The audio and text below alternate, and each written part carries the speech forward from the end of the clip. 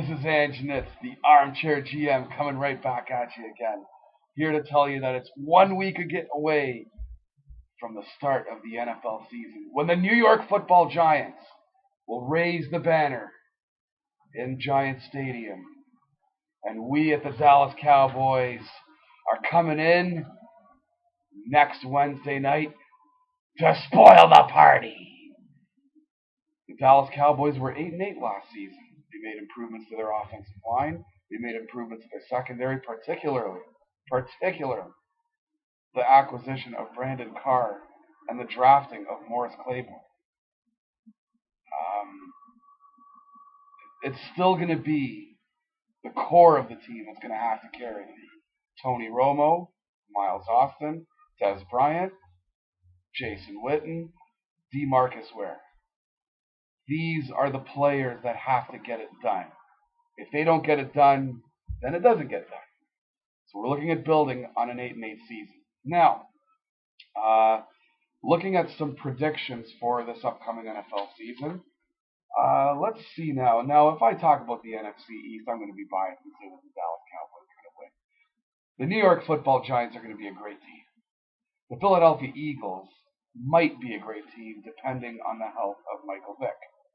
There's no question about it that in the NFC North, the Green Bay Packers will be the team to beat in that division and probably in the conference. In the NFC South, the Atlanta Falcons will be strong. The New Orleans Saints are kind of this, what's going to happen with the temporary coach and the situation. May not miss a beat. Hey, look at all the passing yards that Drew Brees threw last year. But again, we'll have to wait and see because what happens to the rest of the team. And then in the NFC West, no question the San Francisco 49ers have that one. So you look at it and you say there's a few, let's say, contenders or candidates to be the wild card. You got three good teams in the East. You got a couple of other good teams in the North with the Chicago Bears and the Detroit Lions. The Minnesota Vikings, no. The NFC South, the Carolina Panthers will probably be better. The Tampa Bay Buccaneers will probably be better. However, it probably won't be good enough to make it into the postseason in 2012. The NFC West, of course, as we know, is probably going to be the same thing, where they basically have one division winner and the rest of the division doesn't even have it. You got to win the division. Everybody else isn't going to even make the playoffs. So, looking at that, I would say that that's probably who's going to get in over there. There's a lot of candidates. Hard to say for sure. Over in the AFC, you've got the AFC East with the New England Patriots are still the team to beat in that division. Unless somebody else proves them otherwise, they're still going to be the team to beat. Candidates could be the New York Jets, although I kind of doubt it. Unless, Tebow Mania starts running wild on New York. And the Buffalo Bills. They could have a surprise team too with a good defense. Still questionable at quarterback. I'm not sold on Ryan Fitzpatrick. Notice how last year he went down after he signed that big extension in the middle of the season. Big mistake by the Buffalo Bills. In the North, in the AFC North, it's going to come down to probably the final couple weeks of the season as usual between the Pittsburgh Steelers and the Baltimore Ravens. The Cincinnati Bengals will be a contender there for sure. The AFC South, there's no question. The Houston Texans are the team in the AFC South and probably in the AFC. They got to the semifinals, or the round right before the championship games, the conference championship games, last year with Matt Schaub hurt and Mario Williams, who they've now lost, of course, and Andre Johnson banged up. Who knows if they're healthy? If they're actually healthy, they could be the team to beat in the AFC.